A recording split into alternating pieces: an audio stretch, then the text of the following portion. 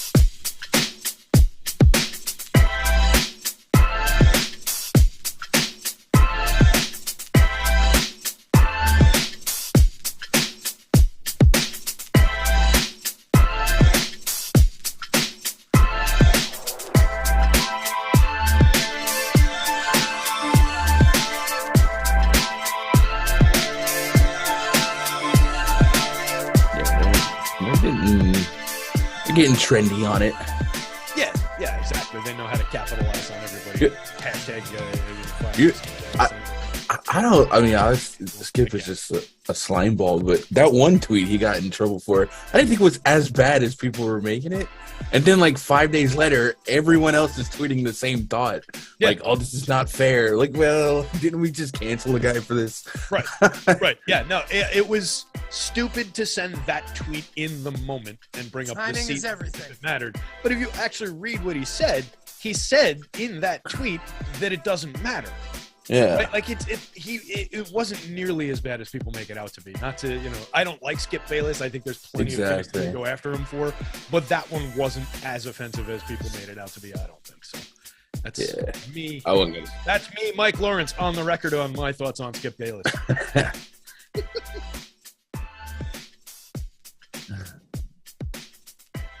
What's happening out there, Stokastic basketball fans? Welcome to the No House Advantage NBA strategy show for today, Monday, whatever the date is. My name is Terry McBride. I'm joined by my pal Gundacker. We're here to talk about the entire slate. You just heard a few thoughts about our pal, not our pal, but an employee in the sports arena here, Skip Bayless, behind the scenes. Little chatter about that. Let us know what you think about that. If you're joining us in the chat, let us know what you think about anything that's in your mind about the NBA slate or anything else going on. Not too political. Don't get too crazy with things, but say hi to us in the chat. Hit the thumbs up, hit the subscribe buttons out there. That helps us out with the thumbs. It helps you guys out when you subscribe, find all the stuff on the channel. But let's bring Gun into the show. Gun, what's going on, pal? How's your short day going so far?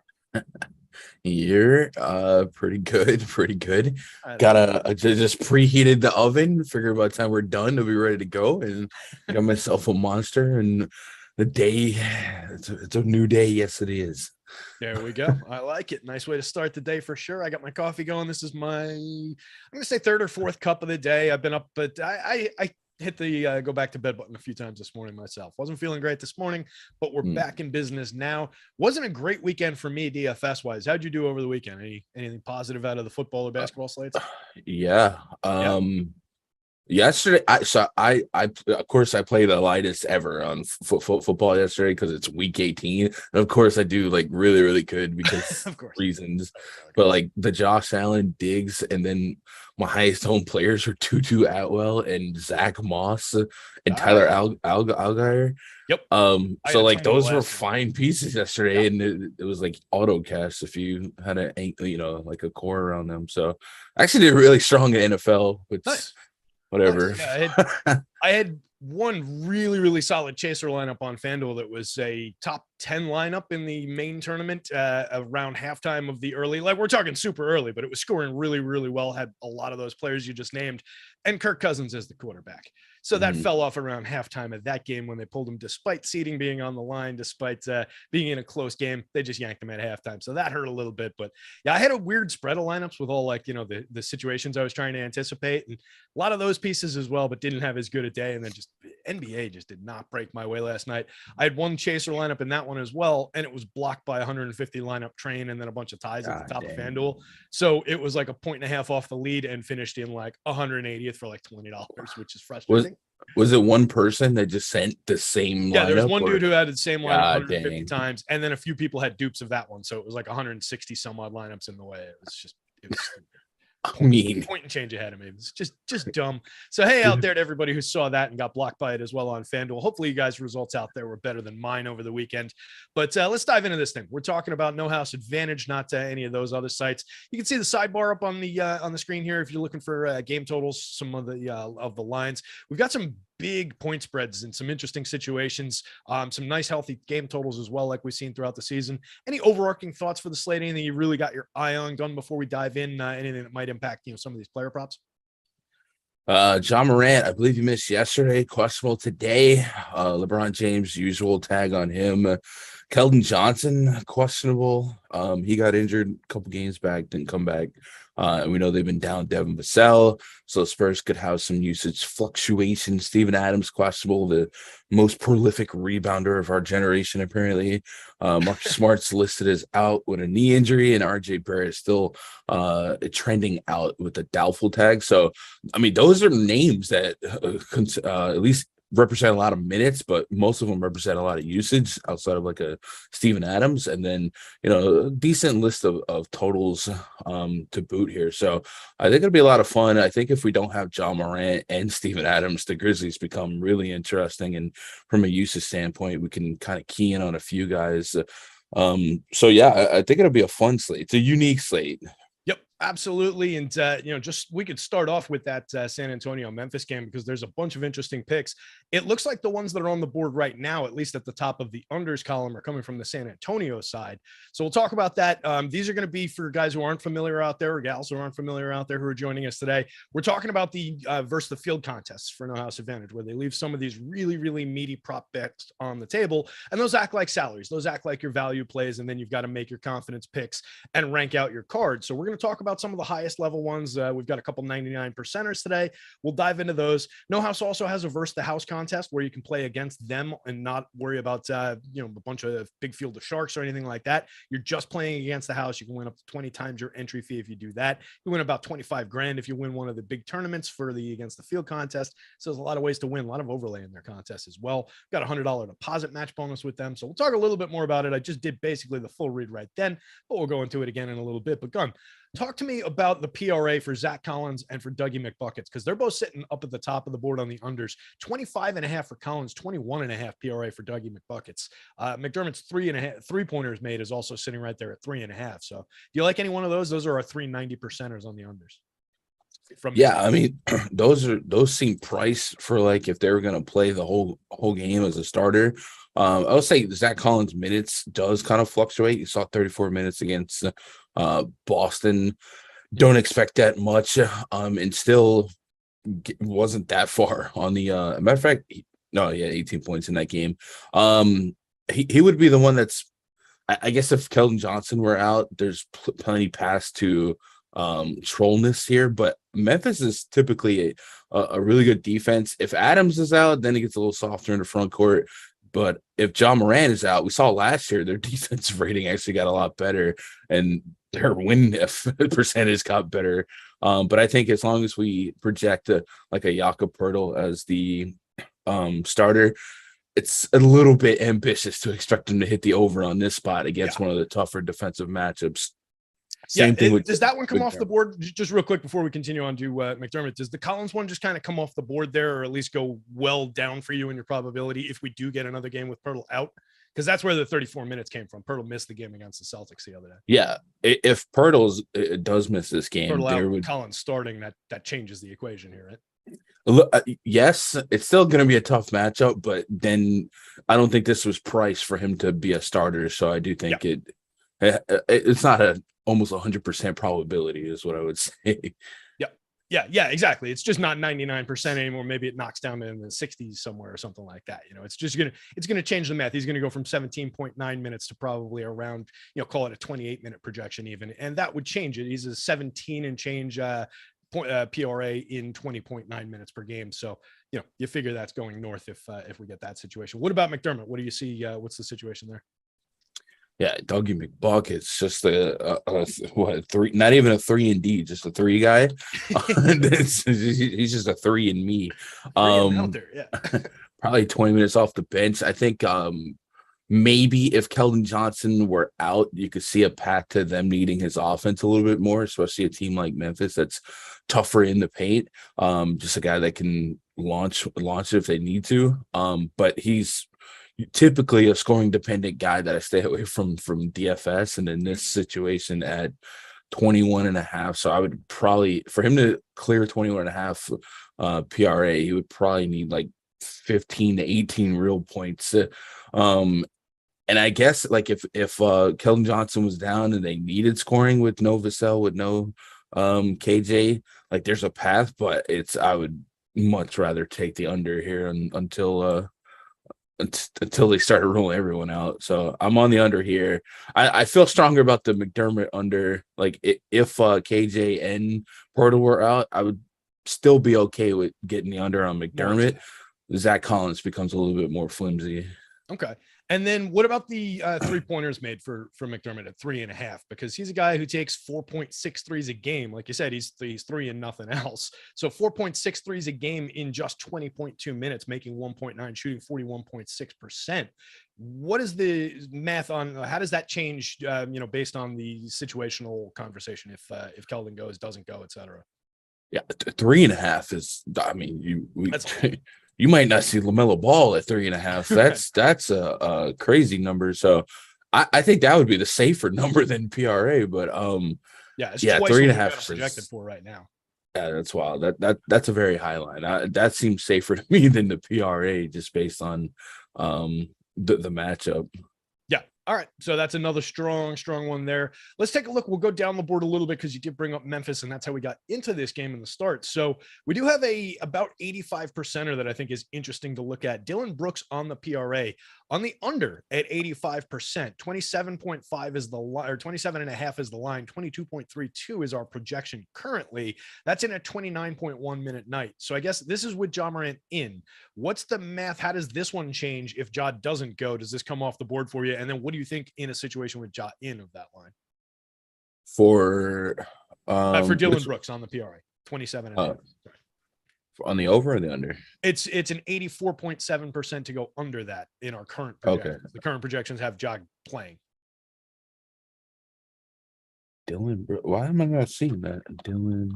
Oh, okay, I see it now. Wow, that's down for 84%. I had to scroll. Yeah. We got a lot of good selections in. Yeah, 27.5.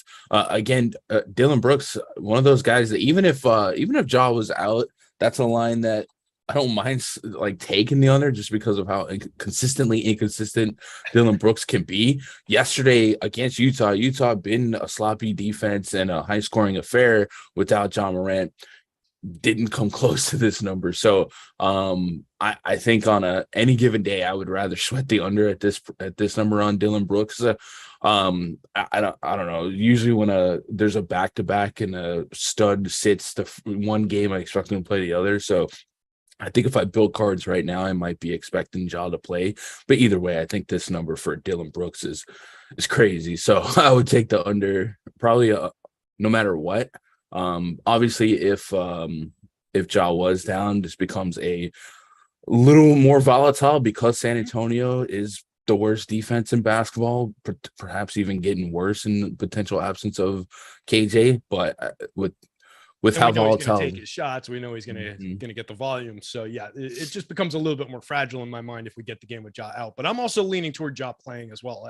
I think you hit it on the head there. It just seems like the kind of situation where, rest game yesterday, comes back, plays fully fine and full go. With that in mind, looking at the board with him in his assists, Ja is only at 6.5. We've got him projected well beyond that, 82% probable to go over in that one. What do you like on Ja there?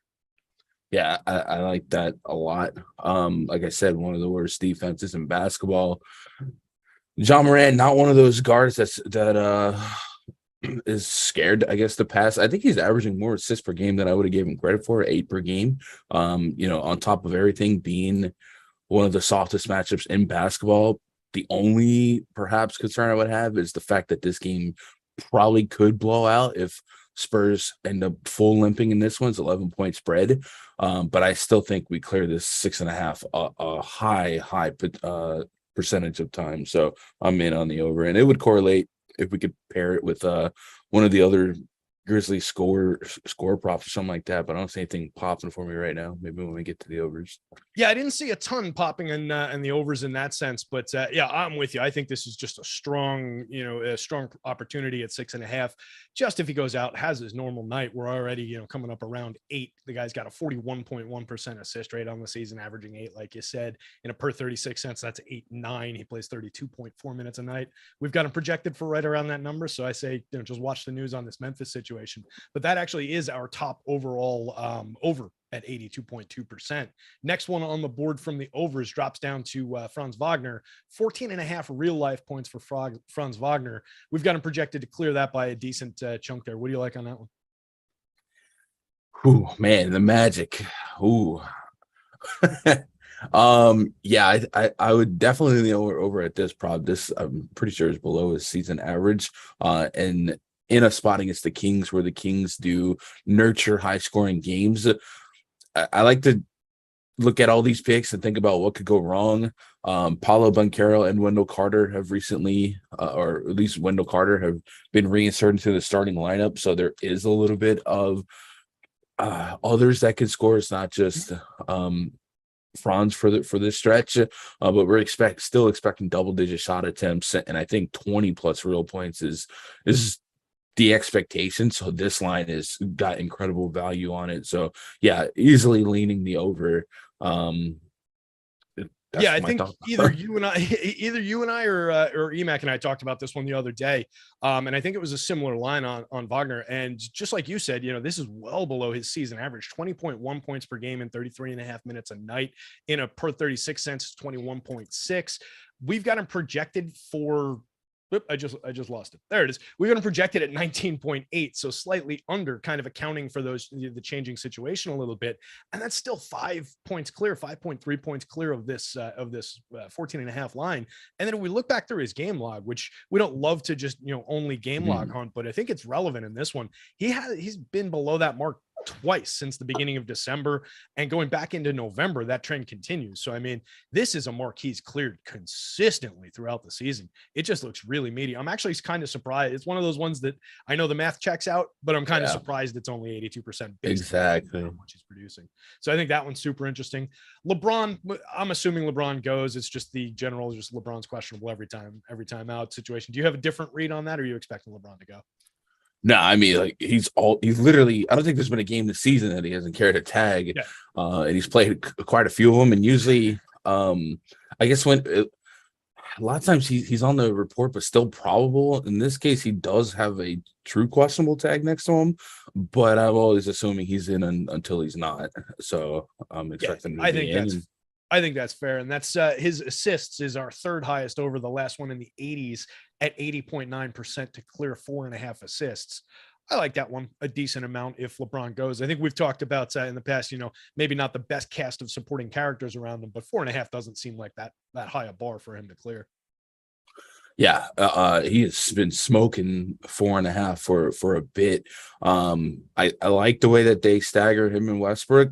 And LeBron James does a lot of ball handling opposite Westbrook as well, and sets up a lot of shots. And lately, I've been noticing been set up a lot of shots for Thomas Bryant, who has been really emerging. So I like the over quite a bit.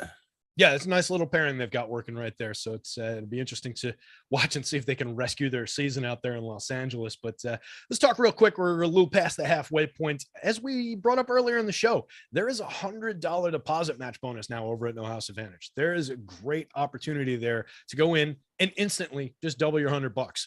Start out from a really strong position and build out your cards for these contests, either the pick'em contest against the field or the versus the house contest. You win up to 25 grand in cash from the versus the field contest, up to 20 times your entry fee if you hit all your picks in the versus the field contest. It's just a ton of really, really good opportunities over there. And we're providing these projections that Gunn and I are going through for free. So we're giving you all the projections against these player props with the win rates, with all these probabilities. You can sort by the overs, by the unders, and fill out your card based on these picks. We've also got lineups. If you're feeling lazy about it, you don't even want to do that much work, we've got the lineups built for you on our lineup generator page. So you just go in there, you pick a few lineups, you drop them into the No House contest, and you're playing the highest probability lineups in the game. So you've got a really, really good shot of cashing out. And they're also leaving overlay on the table. There's overlay every single night on this site. They are providing that to give you guys opportunity to go make money on No House Advantage, because let's be honest, they want your business. They want you to go over there and play and fall in love with their site so that they bring you back, so that you keep on playing over there. It's a great way to make money. It's a great site. It's a lot of fun. Got contests for NFL, NBA, college football, all sorts of different sports over there. I'm sure baseball's coming back. Only 80 something days till opening day, I think. The pitchers and catchers on Valentine's Day this year. So can't wait for that to come around. So that'll be back in business soon enough. Well, I'm sure Gunn's excited about that as well. I've started to dig into some season long stuff from my Dynasty League. So we'll talk about that in the future. Hopefully we'll have some NHA shows for baseball coming up next year. Mikey's waving his hands behind the scenes here. Let's just example. They've got cross-sport. They've got all sorts of contests for every different sport. One more time, first match deposit bonus up to $100 if it's your first time subscribing over there. So just follow any links that we've got, any of our promos and all that stuff, and make sure you're enjoying yourself over at No House Advantage and cashing in on all those opportunities. Let's go back to the board here, Gunn. Let's flip back over to the unders here. There's a couple more unders that I want to talk about in the 90% range. We've got Jalen Suggs is actually the top overall pick on the board in that Orlando-Sacramento game. Only a 19.5 on the PRA, but we've got him projected well under that, coming in as a 17.5-minute night for Suggs, and only projected at 11.8 on the PRA. So do you like that one? It's sitting at 99.6% likely to go under right now. Man, some of these probabilities are just like not like we made, like the Franz over I would have higher. I would lean the under, yes. But fudge, if this isn't like a good enough matchup that could end up several different ways. If Markelle Fultz gets an early foul, there's just a lot of paths to failure at such a low line in a high total game.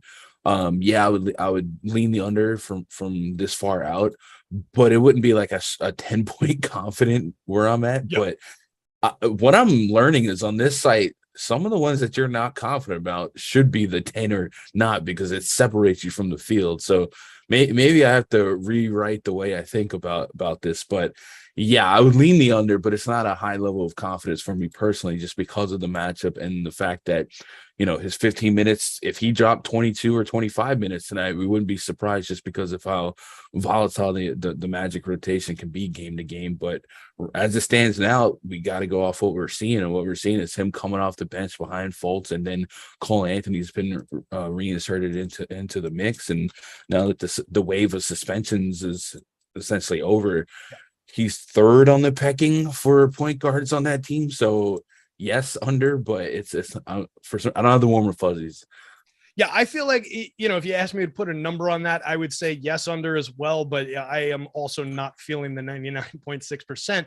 But to your point, that means that everybody who's looking at that is probably not feeling like, hey, that's a 99.6% likely to go under if we're hitting the projection on his minutes correctly. So they're probably not playing it at the high confidence rating that our projections and our correct math is saying that it should be played at. So it is a potential game changer pick if you get it right. Obviously, we're going to be sweating those minutes. 17.5 is our projection. He played 5, played 16 his first couple back, but like you said, third in the pecking order.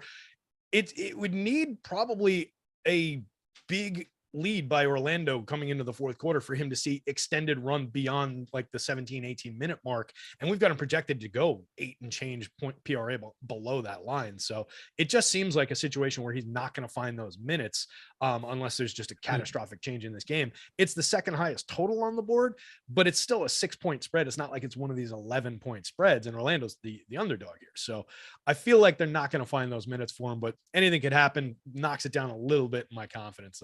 What about Bobby Portis? Similar situation. We've got him projected to play 27-1, which is a little bit around his season average, slightly ahead of his season average, but the PRA is sitting at 31.5. We've got that as a 93.3% probable to go under. You feeling a little more comfy on that one?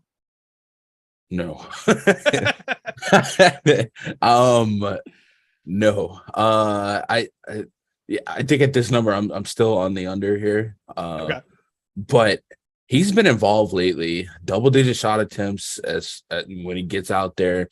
Double-digit rebounds when he gets out there. I think what's going our way, I guess, for the under is the fact that the Knicks are a little are a tougher interior, one of the toughest teams to get off in the paint. But Bobby Portis is a guy that can shoot some threes sneakily. So I'm on the under just because the front court matchup should limit rebounds and should limit some of the points that Bobby's been accruing lately.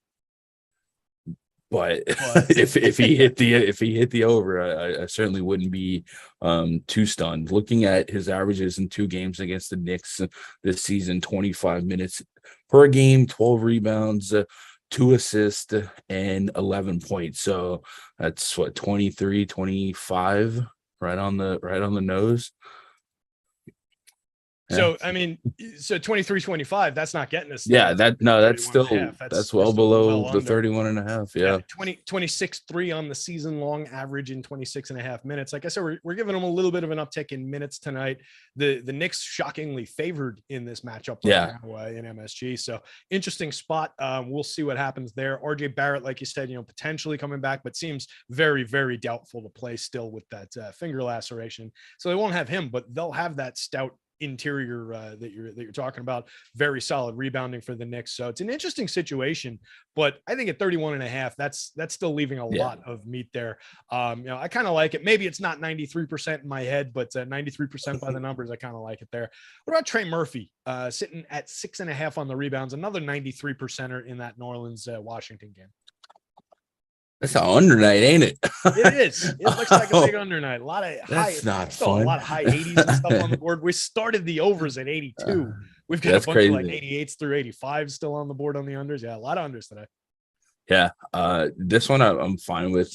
Hefty number. I'm more on the Portis than I guess it sounded at 31.5, but it's just one of those guys that is involved enough when he's on the court that sweating his unders is never fun. But Trey Murphy. Yeah. And at that line, to go back to that real quick, I mean, like I said, he's averaging 26.5. So we're talking about a 5 difference. So 2 extra points, 2 extra boards. We're most of the way there. And then, anything can happen. So it's not as meaty as it might've seemed, but I feel like, I get you. You're a little bit more confident than maybe it was coming across. Let's go back on the one you were just talking about. Murphy. Trey Murphy. I'd be right there on the under. His involvement is typically scoring, shoot a couple threes. They have been minus Zion, minus Ingram. But I still think everyone that like this front court, when they are healthy, minus Zion, Najee Marshall, J-Val, Nance, Hernan Gomez, those are the guys that worry about the rebounding, not so much Trey Murphy. So I think this is a really good under to take here. Yep, absolutely. And then flipping back over to the overs because they're more fun. A guy on the other side of that content or the other side of these lines, CJ McCollum. This line might help dictate whether or not the rebounds are there for a guy like Trey Murphy. 3-pointers made for CJ McCollum, sitting at 75% to go over the 2.5 line. What do you think on that one? Yeah, I like that quite a bit. His usage certainly spikes dramatically in the absence of Zion and Ingram, and we've seen him kind of play that role. And this is one of those matchups where if Porzingis is healthy, it depends on what lineup they roll out. Sometimes they'll run Porzingis and Gafford in the front court, so it does kind of funnel a little bit more offense on the outside. Either way, this is like one of those discounted on purpose lines where CJ is going to chuck, probably 8 to double-digit 3-point attempts, and we only need a couple. So I'm in on the over. And we're talking about a guy shooting, essentially 40% from three this season, 7.3 on the average. But yeah, the attempts, the volume's definitely going to be there. So I like that one a lot. A couple other 75-ish percenters. Let's see which one of these is your favorite or your couple favorites. We've got Domantas Sabonis, 12.5 rebounds to go over. Domantas Sabonis, 5.5 assists to go over. Grayson Allen on assists at 1.5. Desmond Bane assists 2.5. All of those are right around. And I'll throw in Nikola Jokic, 8.5 assists. All of those are around 75%. Any favorites in that list? Probably Sabonis assists. Okay. 5.5 is the line. Yeah, he's one of these Sabonis. I suppose if John Morant was down, you could open up Desmond Bane a little bit more. I never want to have money at stake for Grayson Allen ever. Yeah, and then Sabonis is one of those guys that has a real shot at 35 to 40 minutes out there and does a little bit of everything. And his assist rate's pretty doggone high. He's averaging almost 7 assists per game. So I think the assist line, and then going against that front court for the Magic, a little bit bigger. So you could see some scenarios where him passing the ball makes a lot more sense when they're setting up those inverse pick and rolls or just those inside screens. So probably the Sabonis assist would be my favorite of that selection. Yeah, I like that notion. And I like, with what his numbers typically are, 28.3% assist rates, averaging 6.7 a game in 34 minutes. So like you're saying, it's basically there already. Anyway, we like that one a lot. But just, situationally, it seems like a game where, he might facilitate a little bit more, passing out of some situations. So I like that one. Joker seems to like that one as well. He's been really excited since we landed on that one over here. Let's knock out one more for the crowd out there, whoever's watching the show. What about a guy who's popped up a decent amount recently in DFS contests, at least, Rui Hachimura, sitting at 11.5 on the real life points. We've got him projected to clear that by about 72.7% to round out our overs. What do you think on that one? Yeah, 6 man there for the Wizards. Tough night against OKC the other day. I was on him that night with no Bradley Beal. Figured there could be a pathway to him needing to be involved more, but they just fell flat against the Thunder, much like the Celtics did. And the Thunder good, but outside of that, dude, that's one of the stranger teams in the league. There's some volatility here, but I would lean me over at that line. Yeah, I think that one's, not necessarily comfy, but that's what we're dealing with when we're down in the low to mid 70s. And it's still well clear of where these lines are in a lot of the, for the versus the house contest for one at No House or just your typical sports books. You're not dealing with even 72%ers most of the time over there. So you got to, it's a matter of perspective on something like that. But yeah, definitely less comfy than some of those high 90s, high 80s picks. That's going to bring us up about to the end of the show here, gang. So make sure you're checking out No House Advantage. Take advantage, damn it, I did it, of the $100 deposit match bonus. Take the opportunity that they're putting on the table for you with the overlay. Go over and make sure you're putting to good use the projections that we're providing for free and the lineup builds that we're providing for free for you over there at Stokastic. Thanks to No House Advantage for sponsoring the show. Thanks to Gun for all the great analysis. Gun, tell the people where to find you, buddy. Twitter, YouTube /Gundacker. That's it. If you don't know it by now, you haven't been paying attention, gang. That was Gun. I'm Terry. We're out of here. Good luck tonight. Oh, show us.